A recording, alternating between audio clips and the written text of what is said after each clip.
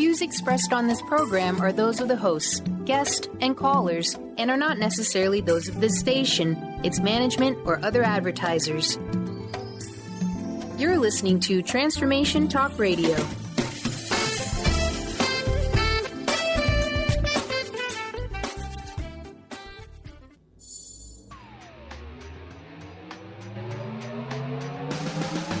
Reclaim your power and learn to live your most amazing life with Mike Murphy Unfiltered Radio. Unfettered, unflinching, unafraid. Tune in every Thursday from noon to 2 Pacific Time on TransformationTalkRadio.com as Mike explores authentic and relevant truth and powerful conversations with some of the world's most renowned game changers. This hit show taps the dynamic principles of the creation frequency to unleash unlimited infinite potential and guide you to manifesting the highest possibilities of your heart. Level up your life and rewire your programming. Think new thoughts and create true freedom. Let's expand energy, build true health and explosive frequency consciousness together. Powerful people, powerful conversations, powerful listeners. Infinite possibilities, fostering peace and joy with an unfiltered heart. Now, here's Mike Murphy, Unfiltered. Welcome, ladies and gentlemen, to the Mike Murphy Unfiltered Show. I'm Mike Murphy. I'm so excited that we have such a special guest for you today. Her name is Marianne Williamson. She's a renowned spiritual teacher and author, but more importantly, a passionate American that sees the truth about what is wrong about America and expresses it so passionately and powerfully and delivers her message not arrogantly, but with humility and not filled with hate, but filled with love. And ladies and gentlemen, she's running for president in 2020. And I want to tell you why I'm going to support her with everything I have. I first heard her speak in 1983 in a small little church in Pleasant Hill, California. It was such a small church it doubled as a movie theater. And I bought every tape she had to sell. And I've listened to her speak for all these years, read most of her books. And when she got into the political arena in 2014 as an independent, I go, ooh, this is going to be painful for her. And I think she learned a lot about it. And then this morning, I spent the last few hours researching what she's up to, where she's going.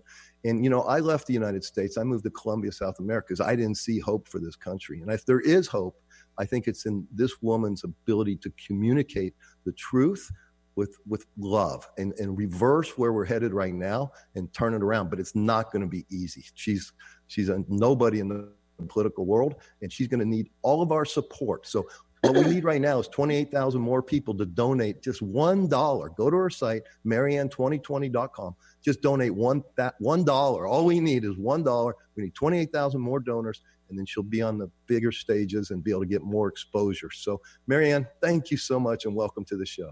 Well, thank you. And that was a very interesting story that you told, although I had to kind of chuckle to myself because most people don't think of going to Colombia, South America as the way to get away from the violence. But, yes.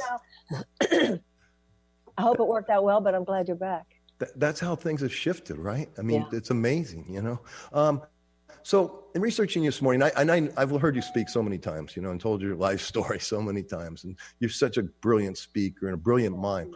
But I heard you speak when you announced your run for presidency, really talk about your father specifically and how you were having this difficult moment and your mom came in all compassionate and loving and your father did too. And then he shifted. He said, okay, now get your butt out of bed and let's fix this. Explain about your parents and your upbringing. My father, I always say he was like a cross between William Kunstler and Zorba the Greek. And some of your listeners probably don't know who William Kunstler was. He was a very well-known, very left-wing lawyer who had a lot to do with defending some of the more famous anti-war clients during the 1960s. My father was a real magical character. He had grown up in poverty, rather deep poverty, immigrant parents, had to leave high school because he was the only person who in his family who could get a job at that time. The Depression years upon them. Went back to high school at 25, was able to get educated, was able to get into law school, became a lawyer. And he was just a man of very charismatic passions, and those passions were directed towards justice. And my mother was a traditional housewife, but as the years have gone by, I've given her a lot of the credit that I was too immature to know to give her when I was younger. Yeah, it's funny how we mature when we have kids of our own and start raising them. Yeah, you shifts don't really know everything. anything till 50, do you? Exactly right. When I was younger, I thought you didn't know anything till 40. No, I know you actually don't know anything till 50. I hear you. So, Marianne, in that 2014 run, what did you learn? I had run because I thought that my knowledge of the issues was such that I knew I could hit the ground running as a congresswoman. What I vastly underestimated was the significance of the fact that I knew nothing about running political campaigns. There was a man named Mike Dugan who wrote a play, and there's a line I really relate to. He said, "I laughed at who I should have listened to, and I listened to who I should have laughed at." It's, in a way, a political campaign is a pop-up business, but it's very different. And there's the reality of a campaign, which is really exhilarating, where you're having really deep conversations with people about things that matter most. And then there's the dog and pony show. Right. And the 28,000 donors we have to get, and the money you have to raise, and all that stuff. So I look at my congressional race, and when Barack Obama ran for Congress the first time, he lost by 30 points to Bobby Rush. And that's true of so many people, that losing a congressional race is sort of like the political equivalent of the start of marriage, Oops, then there was that. But hopefully, listen, you learn from failure as much as you learn from success. That's what I have learned. And I think the only thing you really should consider a failure is something you didn't learn from. So I couldn't be doing what I'm doing now had I not already done that. I read a book by Ray Dalio where he said, if you're going to live a meaningful life, you're going to fail at some point. If you fail, fail well. So I like to think that was a failure that I did well. I learned. I feel I left it with my dignity intact. People were, I think people, it's funny, I think, and I see this in an individual lecture as well. If I say something that's off, people are alert. Is she going to admit that was off? Or if I'm attacked, they're looking to see how you take the attack. People observe how you are in failure, just like they observe how you are in success. And it's part of what shows to other people and also to yourself who you are. Right. And one major shift that you've done this time is now instead of as an independent, you're running as a Democrat. And what about the staff around you? Have you hired better people or different people to run your campaign? How's that work? I've been a Democrat all my life, but I'm also very aware of the history of parties and third parties, particularly over the course of American history. Political parties are not mentioned in the Constitution. And George Washington warned us about them in his farewell address. And what he warned about is exactly what happened. He says it makes factions more important than ideas. So in our history, abolition came from the Abolitionist Party, women's suffrage came from the Women's Party, even Social Security came from the Socialist Party. So when I ran for Congress, it felt like a principled position to run as an independent. Now I have to, even though I made it clear, I would caucus with Democrats and so forth. I saw myself as a kind of Bernie Sanders that way. First of all, it was a very naive thing to do because I don't know why I thought that the Democrats were going to say, oh no, to that. But more than that, that was a different time. Today, the way things are now, with Trump having been president for 2 years, I see political party issues as kind of like maybe a broken hand, a broken leg, whereas I see the agenda of this administration more like a bullet near the heart. So I wouldn't do anything. I wouldn't do anything to risk even taking 10 votes away from someone who could beat Donald Trump in 2020, whether that nominee is me or anyone else. Gotcha. And I believe you supported Bernie Sanders in the last election, but I found it curious on your website, I think on your personal website this morning, I read where you wrote an open letter to Hillary Clinton. As a woman, I'm sure you wanted a woman to succeed, but you really called her out on her connection with Wall Street, Big Pharma. And, so I'm assuming that played a role in not supporting her. How do you see that? Because I've heard you speak about how these big corporations run the government runs the people, and we've lost really our ability to be free and to make a difference in this system that we have right now. How do you say? I feel she should have read that open letter, taken it seriously. Yeah. I feel that there is a difference between wealth and aristocracy. Wealth is people can get rich. That's good. There are a lot of very wealthy people in America who have created their wealth in very righteous ways. But there is a difference between wealth and aristocracy, meaning wealth means people made money. Making money is good. The problem in America is not that some people can make a lot of money. The problem is that far too many people don't even have a shot at it. That's what's wrong in America today. Yeah. The difference between wealth and aristocracy is that wealth means people have money. Aristocracy means your government now behaves in such a way as through policies to make it easier for people who already have a lot of money to make more money and harder for people who don't have any to even make it at all. That is what is wrong with our country today. So this is not about demonizing people. It's about recognizing the way systems have diverted our functioning away from democracy to aristocracy.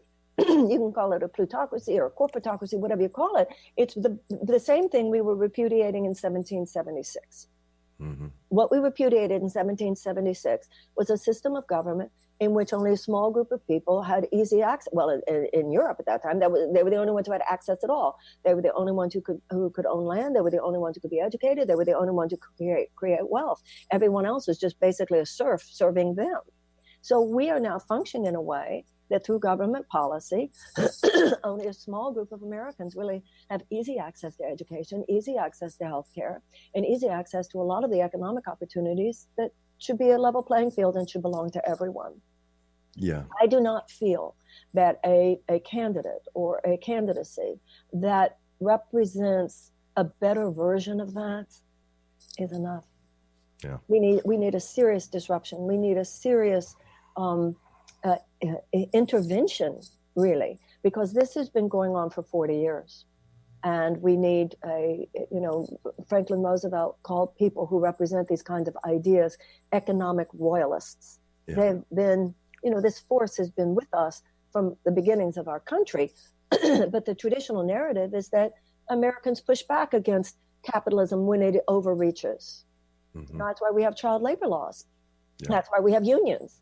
That's why we had Glass-Steagall. That's why we have antitrust laws.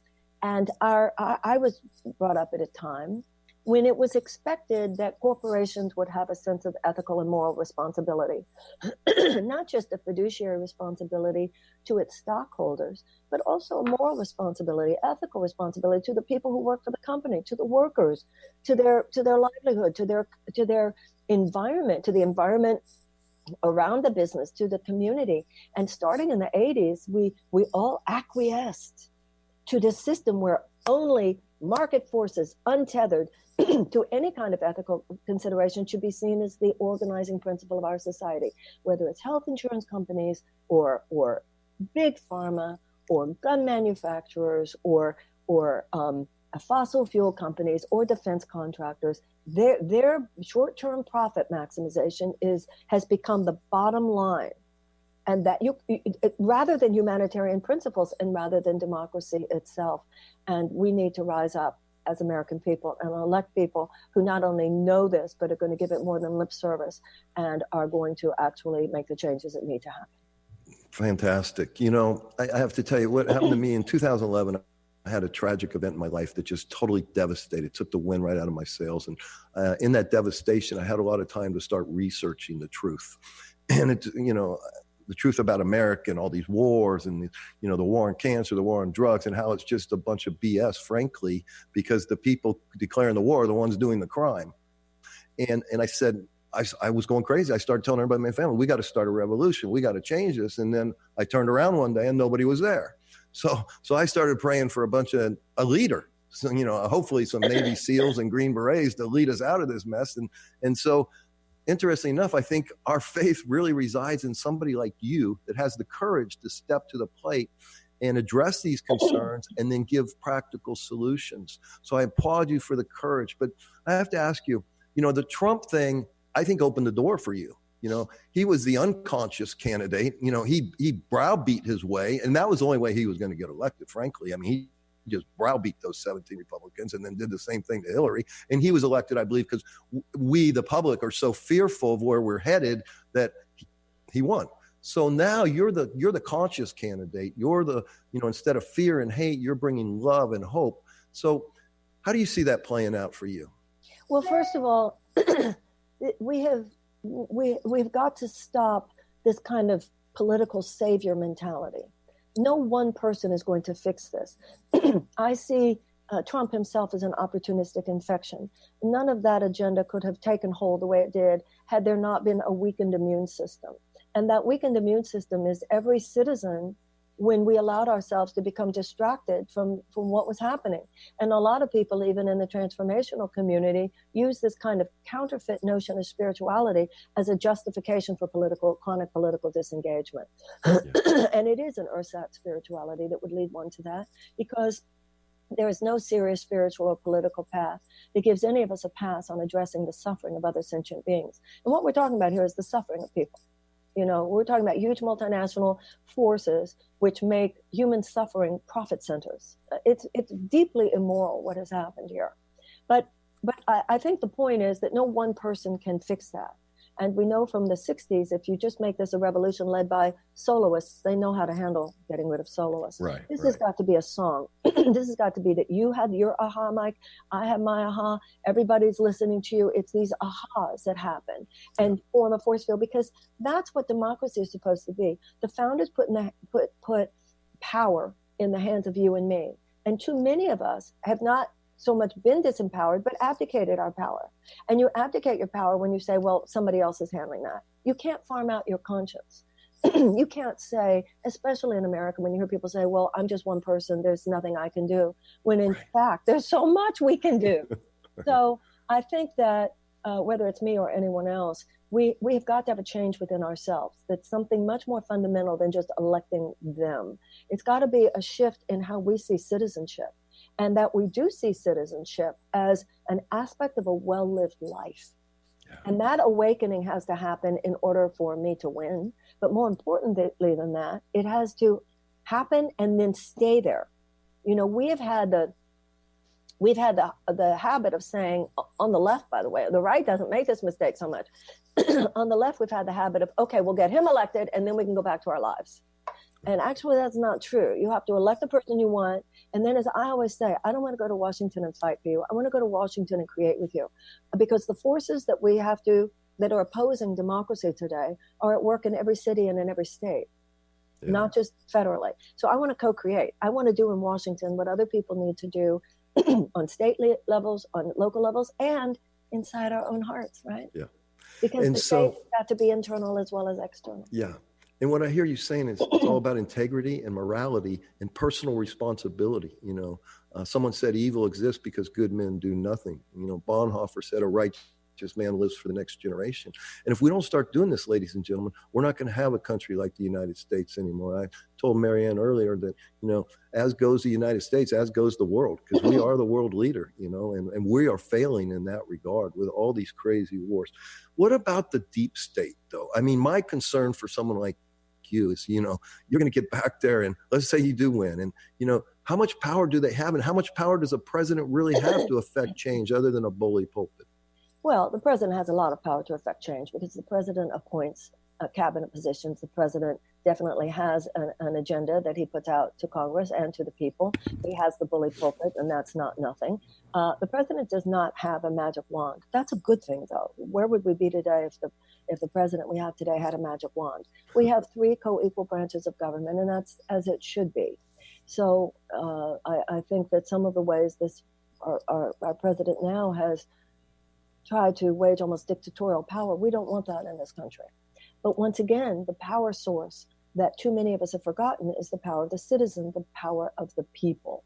So no, I can't go in there and fix everything overnight. As a matter of fact, based on some of the things you've already mentioned, I personally believe we have a good 20-year healing process in front of us. What I would like the American people to give me is the opportunity to open the door to that healing process, to do a real chiropractic adjustment on our democracy, remind people and imbue our policies again with the major principles of American democracy, that all men are created equal, that God gave all men the unalienable rights of life, liberty, and the pursuit of happiness, and that governments exist to secure those rights.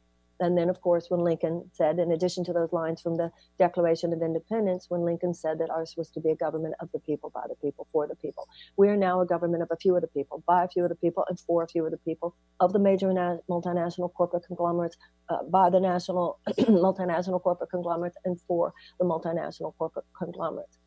We have a situation where one major political party thinks that's a good idea. Well, the people who have hijacked that party. I'm not saying every Republican feels that way or every conservative feels that way, but that party has been, the people most empowered within that party have sort of bought in hook, line, and sinker to this idea that unfettered market forces should organize our society, which has hijacked our value system. Right. Because when you were talking about morality and personal integrity, it has to be morality and personal integrity, not just as it relates to our individual behavior, but also as it relates to our national behavior. Selling the Saudis $100 billion in arms, knowing that that is being used for aerial support while they prosecute this genocidal war on the Yemenis. Tens of thousands have starved, including children.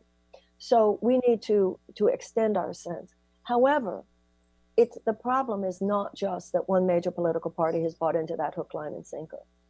We have a problem with the other major political party too. And Democrats need to be able to look at this so that we can heal it and fix it and solve it. Too many times the Democratic Party, not everyone in the Democratic Party at all, but too many times major powers within even the Democratic Party have looked at the situation you and I have been talking about and been willing to address the pain on the periphery.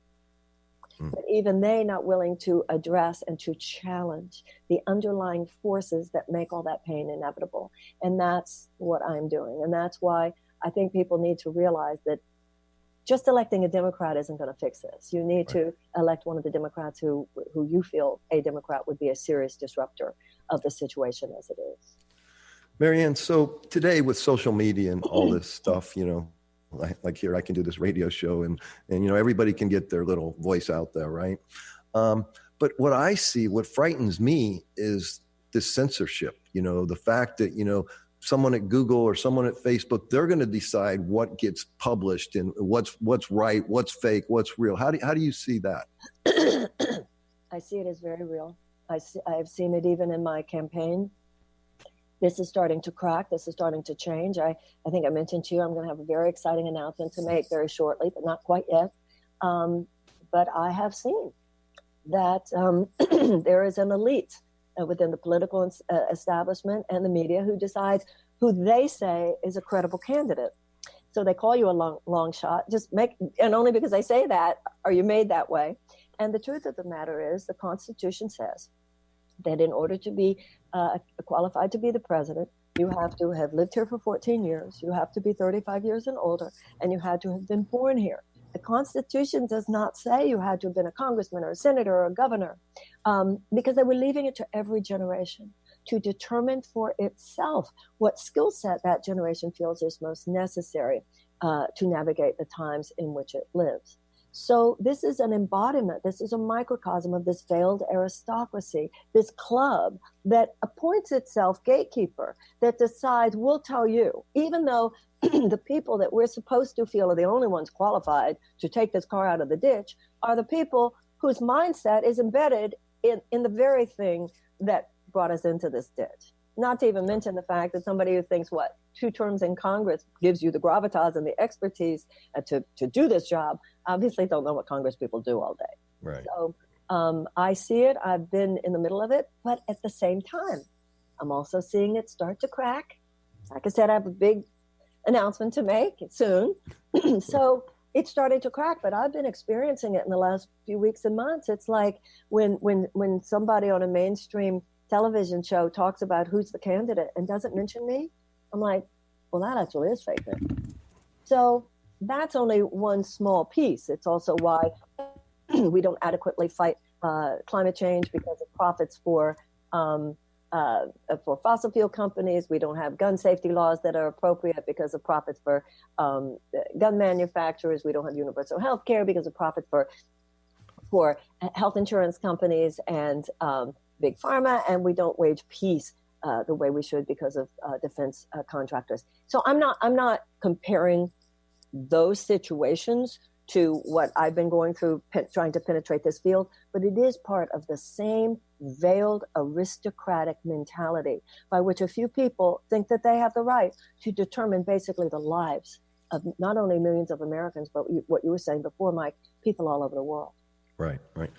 A very wealthy guy once said, I don't care who makes the laws. Let me control the money and I'll make the laws, right? And so we have $22 trillion in debt. We're going to pay $389 billion just in interest on that debt this year. What's your position on the federal? I mean, why would a sovereign government like the United States allow a bunch of private bankers to print our money, lend it to us, and charge us interest? What's your position on the Federal Reserve? Well, the Federal Reserve, of course, is established by those bankers, and I certainly believe it should be audited. Right. But the problem goes deeper even than that's just the mechanism by which it occurs. Once again, it's not the mechanism itself. Just calling it on the mechanism is not the issue. The issue is how undemocratic is a situation where only a few people are making those decisions to begin with. Whether you're talking about the debt or the deficit, those situations came about because of specific policies that were promulgated in order to protect this small group of people. I mean, when you're talking about bankers, hello, how much more central could you be to the, financial and corporate elite that sort of makes the world go round? Right. So at this point, I think we need to address the fact that bad decisions brought us here and good decisions will get us out of this mess. And it won't be immediate. We need to repeal the laws, the tax cuts that were in 2017. We had a $2 trillion tax bill. 83% of every dollar goes to the very, very richest among us. And of course, the canard is, that's good because the money will trickle down from them and then it will lift all boats. Well, after 40 years, it's very clear. It not only didn't lift all boats, it left millions of people without even a life raft. Mm-hmm. And it has created tremendous wealth inequality, left 40% of Americans struggling just to make it. Going back to the policy changes, however, not only do we need to repeal those tax cuts, but we also need to stop with these ridiculous subsidies that we pay to those very entities that are already bringing in billions of dollars of profits. Right. Now, right. As you are well aware, I'm sure, especially now, we will not be overturning Citizens United anytime soon, which is what really opened the floodgates. But Mike, even with what you're saying, this stuff was happening even before Citizens United. So right. What Citizens United has done is made people realize how bad it is. Right. More than it has, it's just become more overt. Right. This is not this is not a covert takeover of the U.S. government that we're experiencing. It's an overt corporate takeover of the U.S. government, and the American people are the only antidote. Is a real rising up of the consciousness of the American people. Somebody told me the other day that in the health and wellness community, and he is a very responsible person, but I don't know where he got this particular statistic, but he said that 49%, somebody had done some poll, and that only 49% of the people in the health and wellness community theoretically even voted in the last election. So I think something that you and I can really address is this idea among too many in the transformational world who are disengaged. When right. I've always felt, Mike, we should be the biggest grown-ups in the room. Yeah. We are the last people who should be standing over on the periphery, because if you know how one heart changes, you're the one who knows how to change the world. So exactly. That's why I'm so grateful to you, not just for my candidacy, but for the fact that there is so much power here in the transformational field and the health and wellness. All of us who are studying, all that a country is a group of individuals, and the same psychological and emotional processes that prevail within the journey of one person will prevail within the journey of this country. And that's why so much of my campaign is based on America getting real. We have to get real. You don't get real and you don't change in your life until you get real. We have to address as a nation what we have to address as individuals when our life has gone off track. Where are we and where are we not the people we say we are? Where are we and where are we not standing on the principles we say we believe in? Where do we and where do we not have a moral debt to pay? And then things begin to change. Ladies and gentlemen, we got to take a quick break. I hope you're getting this, and I hope this is resonating in you like it is in me, how together we can really make a huge difference in this country and really save it, in my opinion. In Marianne's great book, Return to Love, she wrote a very special poem. And when we come back, I want to ask her about that poem, how it got attributed to Nelson Mandela, ended up in a famous movie, and I want to hear a little bit about that. So I hope you stay with us, and we'll be right back.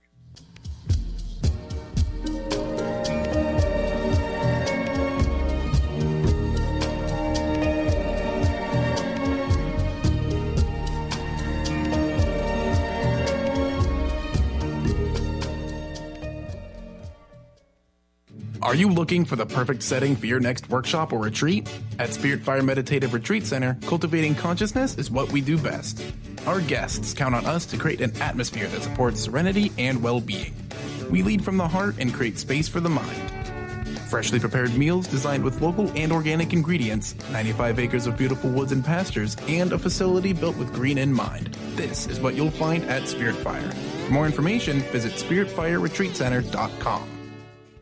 Love Living Radio Ignite Your Whole Being with Emily Perkins is a show for those looking to explore the sparkling magnificence of their inner selves. Tune in every second and fourth Wednesday at 4 p.m. Pacific as Emily sheds a radiant light of love on the beauty and power that resides within you.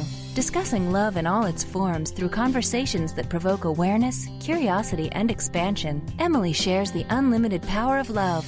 For more information or to listen to this show, visit lovelivingHolistics.com. Are you ready to create a life you'll really love? Then you'll want to tune in to the hit show Life Design Radio, From Adversity to Awesome with Susan DiLorenzo. Live each month on TransformationTalkRadio.com.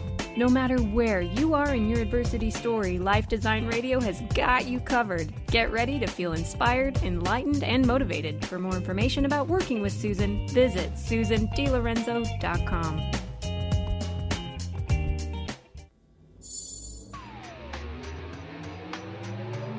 Are you ready for unfiltered gratitude, unfiltered frequency, and unfiltered creation? Then don't miss Mike Murphy Unfiltered on TransformationTalkRadio.com Thursday from 12 to 2 Pacific Time, as Mike Murphy and a cast of powerful guests discuss and demonstrate the principles and practices of the creation frequency. Tune in to unleash the power of your mind. Open the immense energy of the heart to manifest an awesome life filled with true health, wealth, confidence, gratitude, and joy. Unfiltered truth and unfiltered frequency to uncover and let go of limiting beliefs and access your powerful intentions that resonate out into the universe with Mike Murphy Unfiltered. For more information on Mike and his work, visit his website at MikeMurphyUnfiltered.com. Did you know that all of the shows on the Transformation Radio Network are available as podcasts to stream or download? Really? Check us out. Go to transformationradio.fm. We have business shows, spiritual shows, energy healing shows, and pretty much everything in between. Something for everyone, guaranteed to inspire, educate, and transform. We are transforming the world, one listener at a time.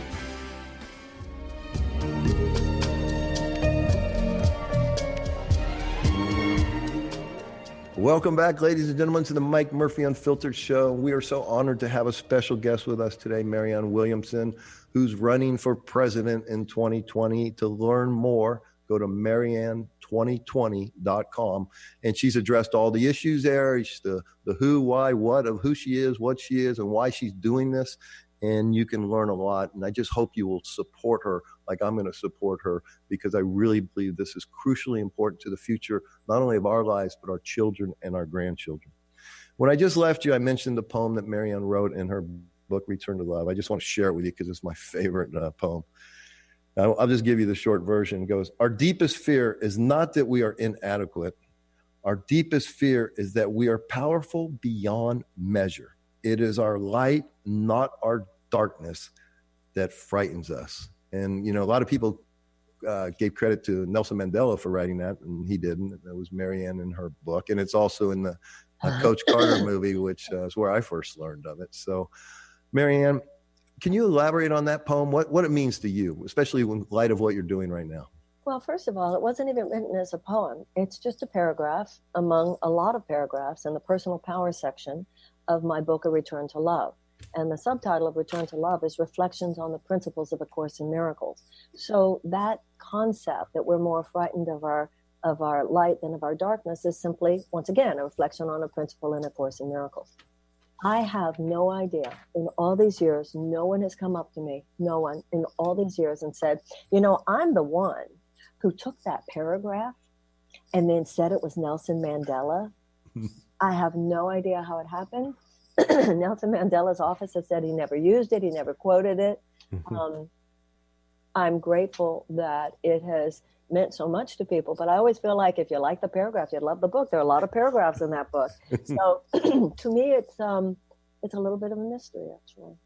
That book was a huge bestseller. I think it was 92 or 93. 92, A Return to Love. Yeah, like just amazing bestseller. So if you haven't read it, folks, I encourage you to get it and read it. Marianne is president. So the United States currently spends $611 billion in military spending. China's second at $215 billion. We're 300% higher. In Russia, only $69 billion. As president, how would you address the military spending in this country? All right. First of all, theoretically for this year, it's going to be $718 billion. I think that what the American people need to realize is that our national defense agenda is not run according to an agenda for peace in the world 50 or 100 years from now. You quoted Bonhoeffer a few minutes ago, who said that no generation should live only for itself. Our economic system has nothing to do with planning for economic vibrancy 25 years from now. If it did, we would be taking much better care of our 10-year-olds today. And similarly, our national security agenda is not driven so much, if at all, really, by an agenda for peace creation, but rather, once again, a short-term profit maximization for defense contractors. I'll give you an example. Our Air Force has ordered 100 airplanes called the B-21 Raiders. And the B-21 Raider is $550 million each, and each one carries both conventional and nuclear weapons. Now, you drop 5 of those, it's over for human civilization as we know it. You drop 10 of those, it's over for humanity for 200,000 or 300,000 years. Now, I have great respect for the U.S. military. My father was a soldier in World War II. I think we should all have great respect for the U.S. military. This is not a critique of them. This is a critique of the the political forces that are making these decisions. Much of the military equipment that we buy is military equipment that the military didn't even ask for. So for every dollar in the United States that we spend on actual peace creation, we spend over $1,000 on preparedness for war. Now, we know we need an integrative, holistic model of political healing, just like we have moved to a holistic, integrative model of medical healing. You can't just get medicine. You have to cultivate health. We can't just prepare for war. We have to wage peace. Even Donald Rumsfeld, who was George Bush's Secretary of Defense, said we must wage peace. And General Mattis, before he left the Defense Department, said, if you do not fully fund the State Department, I will need to buy more ammunition. Because the State Department, theoretically, has to do with humanitarian processes and diplomatic ones. We know, Mike, the 4 things that actually wage peace, 4 factors which statistically, when they are present, cause a reduction in violence and an increase in peace, and they are. Nothing that's going to surprise anybody. Number 1, greater economic opportunities for women. Number 2, greater educational opportunities for children. Number 3, reduction of violence against women. And number 4, the amelioration of unnecessary human suffering. We should see large groups of desperate people as a national security risk, because desperate people do desperate things. Desperate people are more vulnerable to ideological capture by genuinely psychotic forces, whether it's a gang in a corner of the U.S. city or a terrorist organization in another corner of the world. Right now, once again, because of the money, because of the short-term profits, those $550 million planes, 100 of them, that can drop nukes. That has nothing to do with planning peace 50 years from now. That has to do with the short-term profit for the people who make the plane and for the nuclear industry. Exactly. We're back to that same old problem, the money and the global corporations. That is the cancer underlying all these cancers. And it will not change unless and until there's an awakening. Just like you awaken personally one aha at a time, we need to awaken politically one aha at a time and refuse to go to sleep, refuse to distract ourselves, refuse to consider this somebody else's business, and elect the people who are willing to make the fundamental changes, which represent a serious disruption of that kind of corruption, because corruption is exactly what it is. Do you feel like I do for that to take place? Because it's so corrupt right now, and it's so deep. The tentacles are so deep into everything in the government. Do you think the whole thing needs to break before we can usher in a new way of living? Number one, no, I absolutely do not. And number two, I think we really need to stay away from that kind of nihilism. The level of human suffering that would accompany that scenario is absolutely unacceptable and unnecessary. Mike, it's the 11th hour, but it's not midnight yet. Okay. It's bad enough that we need to get quick about this, and we need to be real, and we need to change. But no. I believe cynicism is just an excuse for not helping. Yeah. And many people said that in Germany in the 1930s. And how did that work out? Yeah, exactly. Well, I'm so grateful that you're saying that, because I'm one of these guys. I get a little too emotional and I get carried away, and so I can look at that glass and sometimes see it half empty, not half full. And so that I said to you earlier, because I understand, and I think one of the reasons I'm running for president is because I thought I can't just yell at television for 2 years. Right, We've got to do something. We've got to turn. The American people are good and decent people, Mike. We're very decent people. The problem is not that there are more haters than lovers in America. The problem, by far, tiny group, but those who hate with conviction. We need to love with conviction. Yeah. Amen. Those who hate don't just throw up their hands and go, well, we can never effectuate the changes we want. Man, Those who hate, they get busy and they get effective and they create political force. Those of us who love must now create political force. It's not enough to just love our children or our lives or try to be more loving in our own private lives. We must expand the circle of our compassion. And if you leave out politics, you're just leaving out the grit, the dirt under the fingernails that is necessary for real change to happen.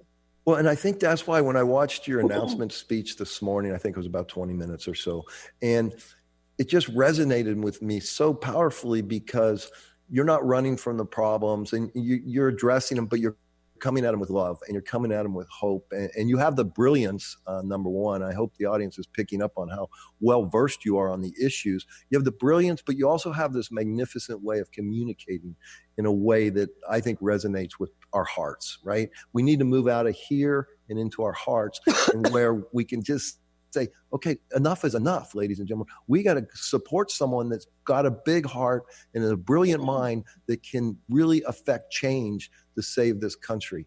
And that's why I'm so excited to be able to support you. And I hope everybody listening and watching today will go to your website, Marianne2020.com, and check it out.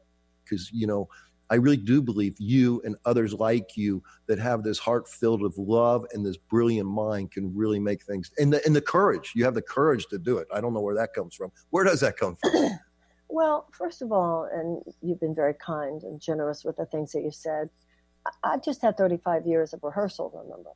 And I hope that the community from which I professionally spring will join me in this effort.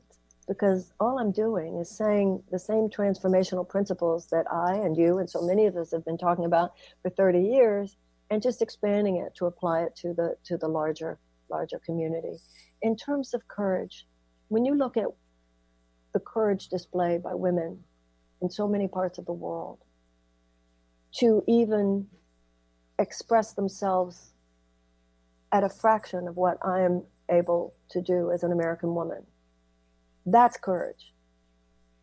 That's courage. That you could be stoned to death, that you could be tortured. There are places in this world where if I said a fraction of what I have even said to you on this program, I could be thrown in prison and tortured. And that is not an overstatement. So I think we need to really make the bar higher. American women are not porcelain dolls. You know, this is a traumatizing time. I admit that. But we need to realize those people who walked across the bridge at Selma, certainly they were traumatized, but they continued to walk. And those women who were thrown in jail for marching for the women to have the right to vote, and when they went on hunger strike because of the terrible conditions in the prison, the guards put these metal contraptions on their neck and to force feed them. This is stress. That's anxiety. Right. So we need to all be a little less precious. Yeah. So I appreciate the kindness and the generosity you show, but also from the things you've said. You know how it really goes down in this world. Right. Americans need to grow up a little bit here. If it takes some courage to show up for your country, then show some courage. Yeah, we need that depression generation to come back and show us some grit, I think. And also one of the things I see in our community that's just pathetic, really, is this brand protection. Everybody, you know, I don't want to say anything that might make some of my customers not, please give me a break. Yeah. Or even someone like me, you know, that, you know, you try and sell books, but we don't take a position because we don't want people, you know, we don't want to affect that group or that group. How silly, right? I mean, if we're not true to ourselves, how can we be true to the world? And also, conviction is a force multiplier. I think people respect conviction. Yeah. Yeah. It resonates. You know, living a meaningful life is not a popularity contest. Yeah. And I think particularly for women, there's such a deep-seated hope that you'll approve of me. And I always say if you're getting applause with everything you say, you're probably not saying the right stuff yet. Right. Let me ask you this, and I'm going to dive into some controversial. Let me talk about this because you brought up Selma, and I know you have a position on reparations for the African American community, which I agree with. But I think some people take it the wrong way, like you're going to give individuals checks. No, you want to rebuild that community, right? And I have a business in Oakland, so I'm passionate about rebuilding that community as well, because I really believe that community was destroyed by our government officials and the deep state. So what is your plan for that? So I don't think the average American is a racist. I don't. But I do think the average American is vastly undereducated about the history of race in the United States, partly because of what people learn in school. Too many people think, well, we had a civil war and that ended slavery, and then we had a civil rights movement, so everything's cool. No, everything's not cool, which is not to minimize the efforts, sacrifices, and struggles of our ancestors. But this is what actually happened. There were 4 to 5 million slaves at the end of the Civil War. And General Tecumseh Sherman promised that every former slave family of 4 would receive 40 acres and a mule. We say that, but think about what that would have meant. You were a slave, so you certainly had a skill set. Hello. But now you're freed. But as Martin Luther King would say 100 years later, what were they freed to? They were going to have a way to make a living. So the old slave master wasn't going to turn around and give you a job. But if you had 40 acres and a mule, you could till your own soil and you could start over. Most of the cases that was not given, and even in the cases where it was given, in most of the cases it was taken away. The war was over in 1865. The federal troops remained in the South to ensure that slavery would not be reinstituted until 1877. At that time, once the federal troops left, the Southern legislatures began passing what were called the Black Code laws. And they were to ensure subpar economic, social, and political opportunities for Black people. That thus began what was basically a reign of terror. There was 100 years of what we would call today domestic terrorism. What is lynchings, if not domestic terrorism? What was the Ku Klux Klan, if not domestic terrorism? So by 1900, you have full-on institutionalized white supremacy and segregation. And that was not responded to fundamentally until the civil rights movement in the 1960s. So with the civil rights law legislation in 1964, they dismantled segregation. And in 1965, the Voting Rights Act gave Black people equal access to the polls. But 2 things. First of all, in 2013, the John Roberts-led Supreme Court started chipping away at the Voting Rights Act, which is what paved the way for all these voter suppression efforts all over the country, even now. And we know who they're mainly aimed at. So the other issue is that, not to minimize the things that were made better, I think you and I, everybody would agree, if you kick somebody to the ground, and certainly 2.5 centuries of slavery is certainly kicking people to the ground. If you've kicked someone to the ground, you have a moral responsibility that has two parts to it. Number one, to stop kicking. And number two, to reach out your hand and say, here, let me help you get back up. Right. Economic restitution was never given. And over not only the 100 years after slavery, but even unto this day, there are all these systemic ways. When you mentioned it a couple minutes ago, Mike, you said something about, so you're hip to this, you know that even when Black wealth started to be created, ways that cities and states would come in, it's almost like break it up. You're starting to make some money here. Right. So we're going to put a highway through this neighborhood to make sure that you don't have a main street in this. Right. So there's so many ways. And of course, now we have mass incarceration. We have racial disparity in criminal sentencing. So since World War II, Germany has paid $89 billion to Jewish organizations that can't make slavery, that can't make the Holocaust not have happened. But it's gone a far way towards achieving reconciliation between Germany and the Jews of Germany and the rest of Europe. In 1988, and I think a lot of Americans don't realize this, 1988, Ronald Reagan signed the American Civil Liberties Act, by which every person who had been a prisoner during in the Japanese internment camps, every surviving person was given between $20,000 and $22,000. So I propose a system of reparations where the money is to be given to projects of economic and educational renewal. And there would be a chosen board of trustees, reparations council, prominent Black leaders, scholars, etc., who would be entrusted. I think the money could be dispersed over a period of 20 years, let's say. Yeah. And it's not going to fix everything. It's not going to make slavery not have happened. But I think it will have not only tremendous economic force, it will have spiritual and moral force. Absolutely. Because it'll bring healing to a community that definitely deserves it, that has been shortchanged every step of the way. You know, I think the founders got it wrong when they say that we're all created equally. No, we're all born differently, right? Different opportunities. I was born white in America in the 50s, for crying out loud. Do you think I had a leg up on most of the world? Of course. But we should all be treated equally. And this is what we have to get to, ladies and gentlemen.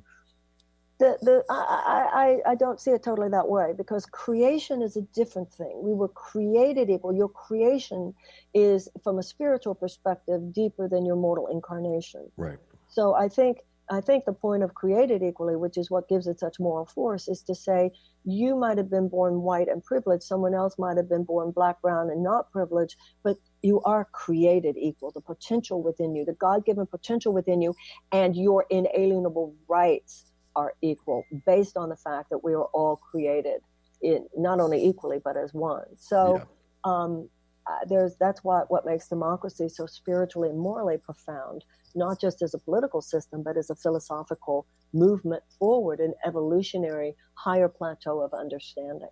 Yeah, the only difference I would say is I'm speaking primarily like to the elite, for example. They're born elite, so they think they own the world and they get to control the world. And I'm saying, hey, no, we're all born children of God, and we should all be given the right to create the best version of ourselves and the best version of our life. So what that means is that you actually do agree with the founders.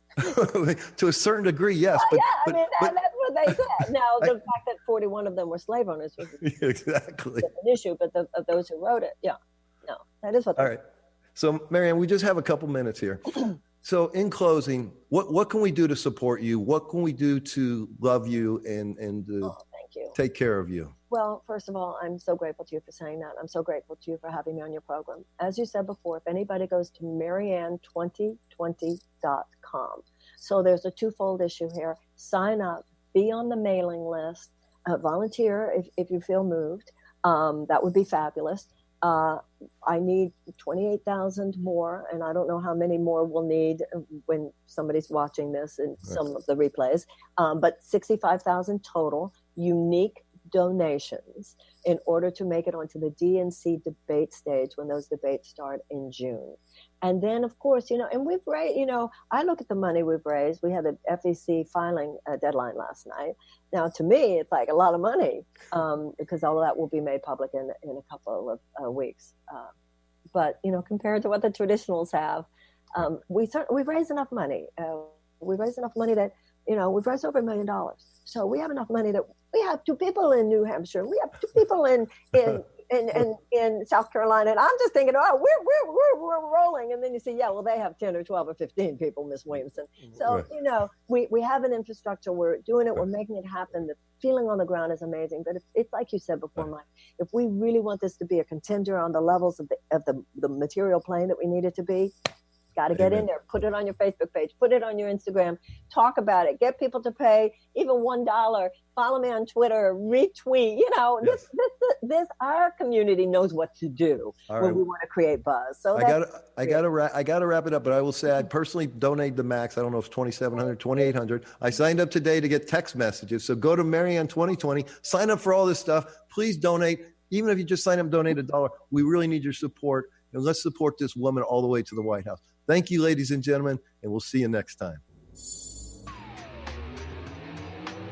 You've been listening to Mike Murphy, unfiltered, unfettered, unflinching, unafraid, on TransformationTalkRadio.com. Thanks for tuning in, and don't miss the next Unfiltered show next Thursday from noon to 2 Pacific Time on TransformationTalkRadio.com. As Mike Murphy and a cast of powerful guests strip away the veil of limitation using the groundbreaking practices of the creation frequency. Tune in to unleash the power of your mind. Open the immense energy of the heart to manifest an awesome life filled with true health, wealth, confidence, gratitude, and joy. Unfiltered truth, unfiltered frequency, unfiltered possibilities on Mike Murphy Unfiltered Radio. For more information on Mike and his work, visit MikeMurphyUnfiltered.com.